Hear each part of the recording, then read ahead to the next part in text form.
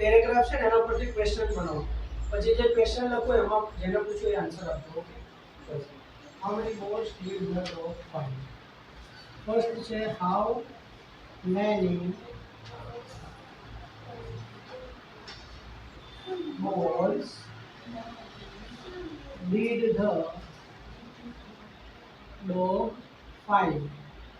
ચલો, જો how many નો મતલબ થાય કેટલા.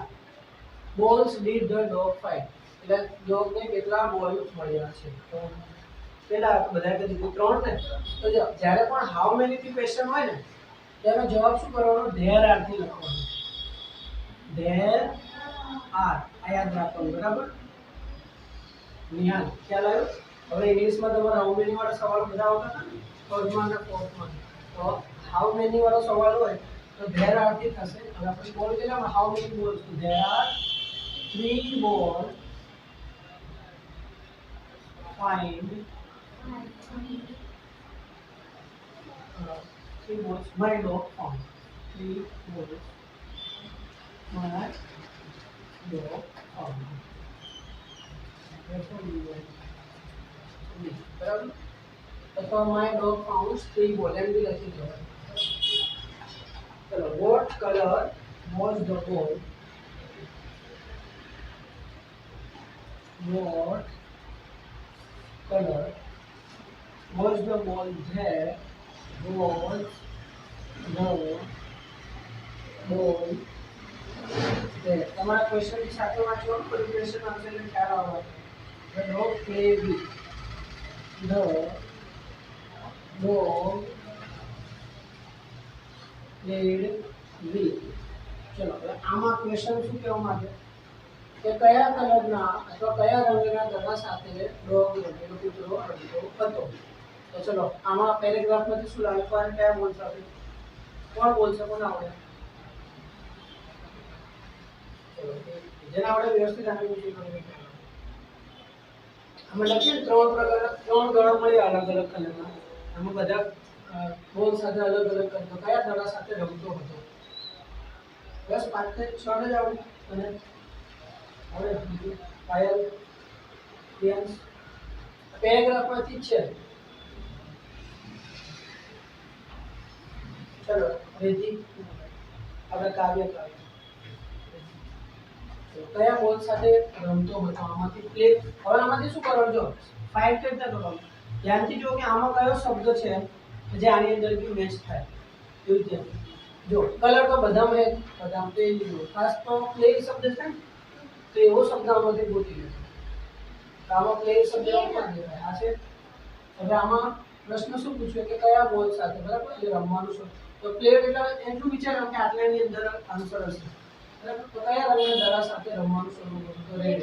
My dog love to play he played with the red બોલ. તો આમાં જે આ જવાબ છે he played with the red બોલ.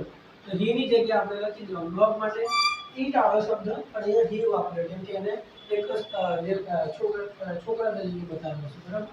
તો આપણે અહીંયા લખી દઈશું what colour was the ball that the dog played. ત્યાં ડોગ છે ને, ધ ડોગ, એની જગ્યાએ આપણે લખશું અને the dog played with the red બોલ. ચાલો, નંબર 3 ક્વેશ્ચન. તો ત્રીજો જવાબ શોધવાનો. What did the dog do? What did the dog do with the yellow ball? With the yellow ball. Sir આનો મતલબ શું થાય આપણું કે છે? આ શું લખ્યું, સવાલ શું લખ્યું પ્રિયાંશ?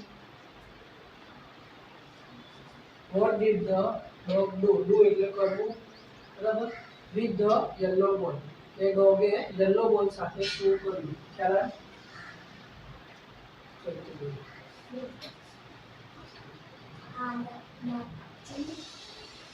ચાલો, હવે આમાંથી એનો જવાબ આપો શોધવાનો. તો આમાં છે ને યલો બોલ ક્યાં છે, તો આ ફકરામાં આન્સર છે, બરાબર.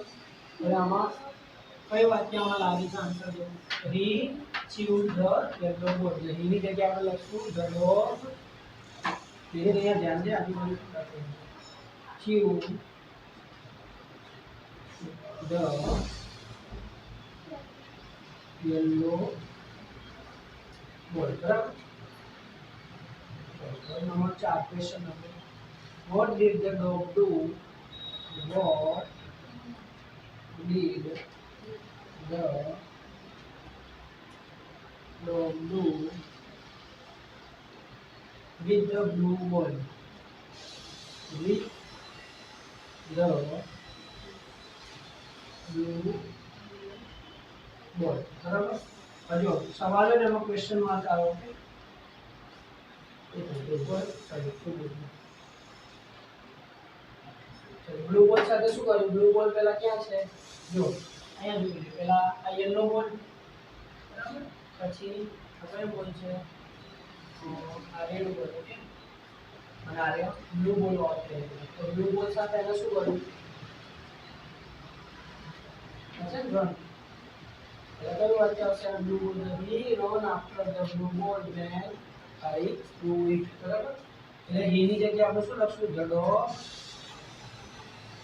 આમાં સુધારો કે the dog run after the blue બોલ. તો ધ ડોગ હે ને તો રનનું રન થઈ જાય ઓકે. આ ધ્યાન રાખો. The dog run after the